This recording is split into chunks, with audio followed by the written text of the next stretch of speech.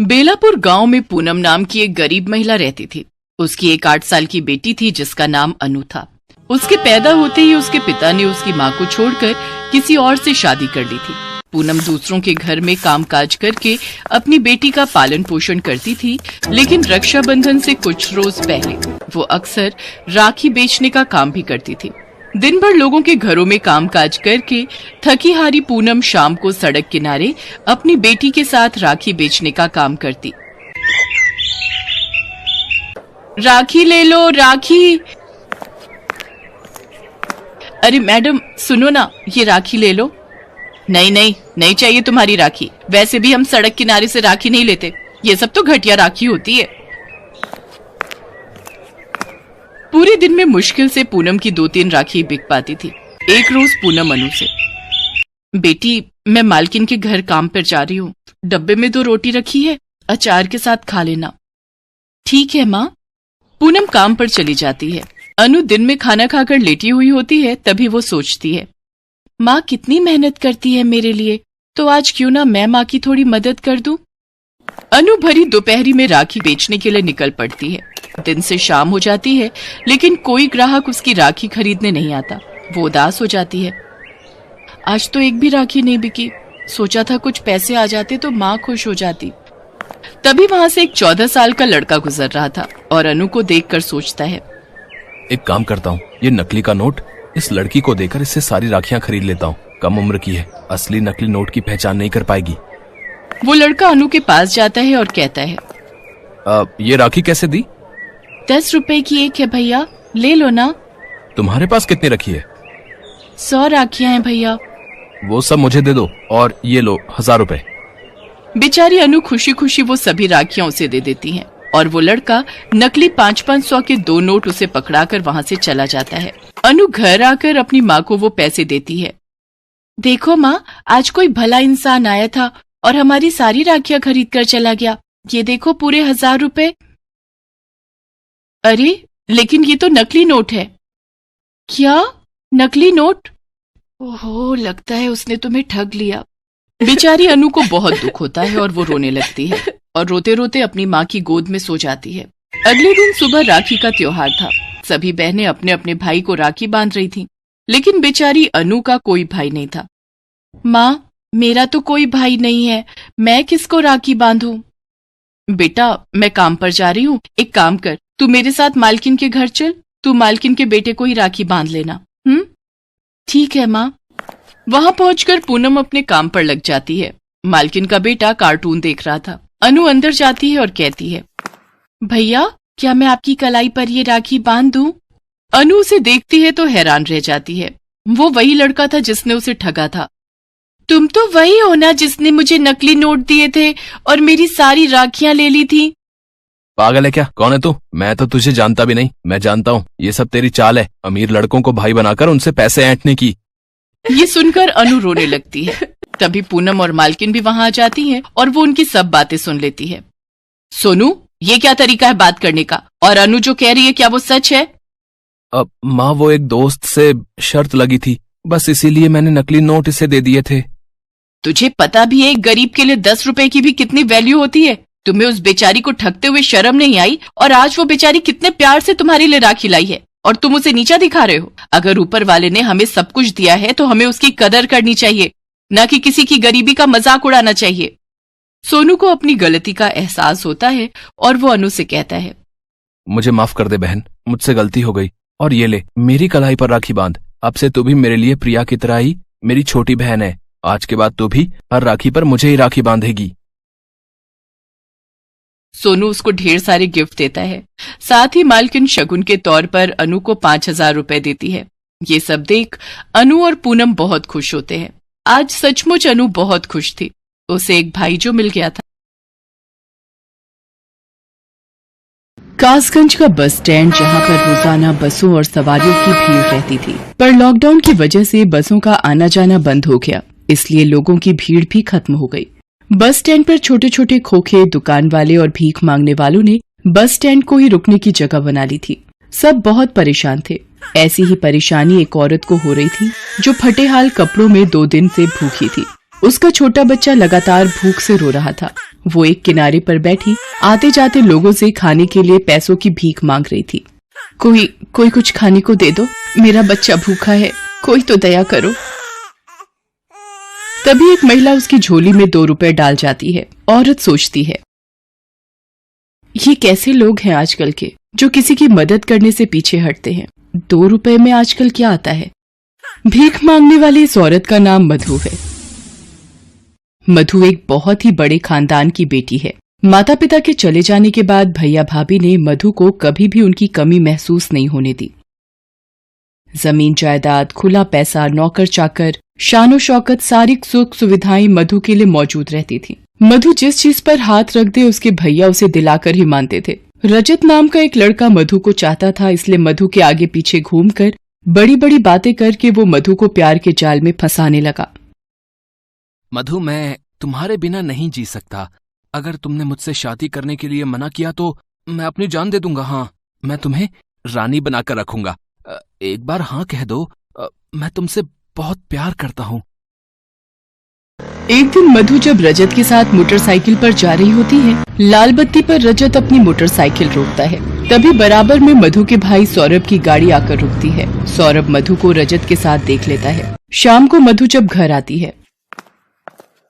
मधु, कहाँ से आ रही हो? कॉलेज तो 4 बजे ही खत्म हो जाता है। अभी शाम के 7 बज रहे हैं। इतनी देर कहाँ थी? वो भैया, मैं अपनी एक सहेली के घर गई थी। अच्छा, तो अब तुम झूठ भी बोलना सीख गई हो। अरे, आप भी शुरू हो गए। चली गई होगी सहेली के घर। मधु, चलो खाना खा लो।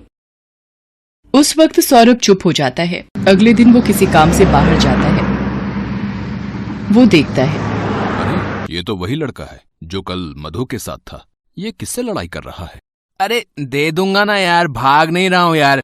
तेरी मोटरसाइकिल और तेरे पैसे दे दूंगा यार मैं। हाँ यार। अरे यार, एक बहुत मोटी आसामी हाथ लगी है। बस कुछ दिनों में माला माल हो जाऊंगा। ऐसा क्या हाथ मार लिया तूने, हैं? अरे एक अमीर घर की लड़की को फंसाया है। बस एक बार बात बन जाए फिर तो मजे ही मजे हैं। ये क्या? मेरी बहन मधु की जिंदगी इस लड़के से शादी करके बर्बाद हो जाएगी। मुझे मधु को समझाना होगा। सौरभ मधु को समझाता है पर वो सौरभ की एक बात नहीं मानती। मधु, वो लड़का रजत तुम्हारे लायक नहीं है। मैं उसकी असलियत जान चुका हूँ। मैं रजत को जानती हूँ, वो मुझे कभी धोखा नहीं देगा।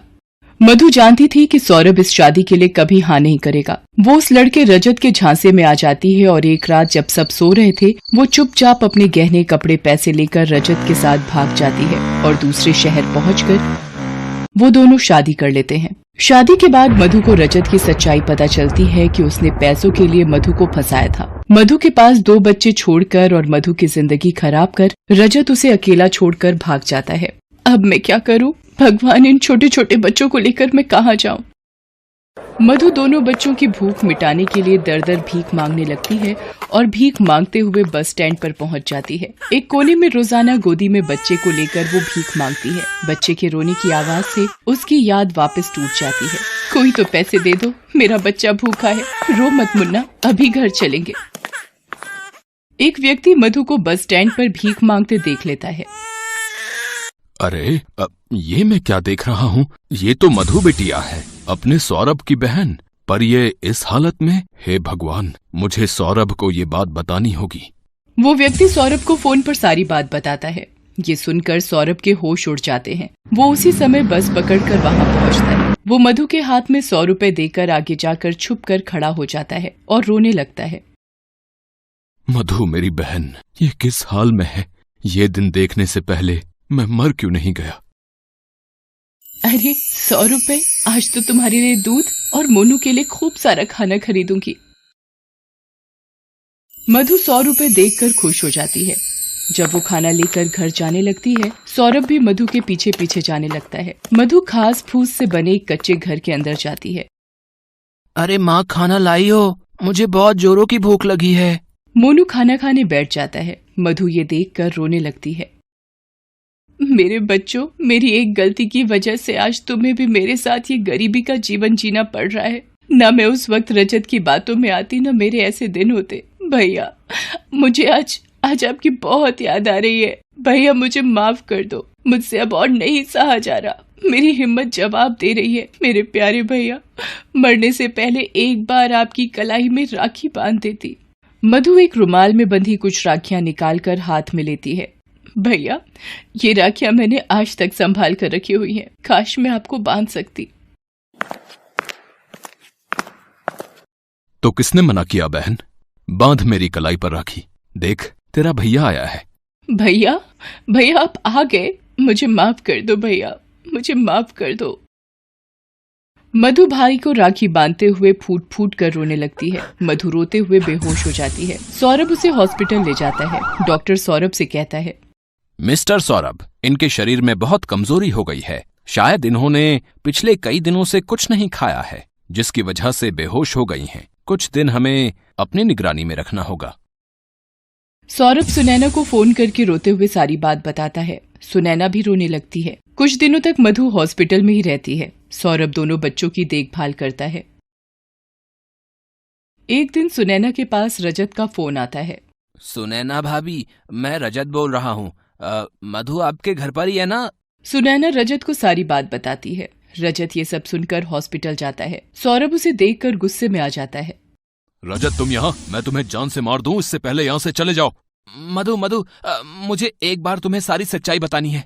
भैया, इन्हें बोलने तो क्या बोलना चाहते हैं। मधु, तुम्हें छोड़कर जब मैं रुपए और जेवर लेकर अपने दोस्त रवि के पास पहुंचा, उसने मुझे धोखा दे दिया। मुझे गुंडों से बुरी तरह पिटवाकर सारे जेवर और पैसे लेकर मुझे सड़क पर फेंक दिया और भाग गया। मुझे सिर में बहुत चोटें आई। कुछ लोगों ने मेरी जान बचाई और मैं कई दिनों तक बेहोश रहा। फिर जब वापस घर गया तो देखा तुम वहां नहीं थी। मैं अपने किए पर बहुत शर्मिंदा था। तुम्हें बहुत ढूंढा। आज सुनैना भाभी को फोन किया तो ये सब पता चला। मुझे माफ कर दो मधु, मेरी गलती बहुत बड़ी है। फिर भी मैं चाहता हूँ मुझे एक मौका दे दो सुधरने का। मधु रजत की बातें सुनकर रोने लगती है। बहन की खुशी की खातिर सौरभ भी रजत को माफ कर देता है। मधु को छुट्टी मिल जाती है। वो सौरभ, रजत और बच्चों के साथ सौरभ के घर आ जाती है। सुनैना भी मधु की हालत में सुधार देख खुश हो जाती है। धीरे धीरे सब ठीक हो जाता है। रजत भी अब काम पर जाने लगा था। मधु और बच्चों को खुश देखकर सौरभ के दिल को तसल्ली मिल जाती है। आखिर एक गरीब मजबूर बहन की भूख अब भूख नहीं रह गई थी। एक भाई के प्यार से बहन का पेट भर चुका था। Thanks for watching Best Buddies. Hello friends. Thanks for watching this video. अगर आपको ये वीडियो पसंद आया है तो प्लीज लाइक, सब्सक्राइब, कमेंट्स करें इस वीडियो पर और हाँ, शेयर करना भी ना भूलें। और भी मजेदार वीडियो देखने के लिए नीचे दिए गए बेल आइकॉन को दबाएं। देखते रहिए बेस्ट बडीज।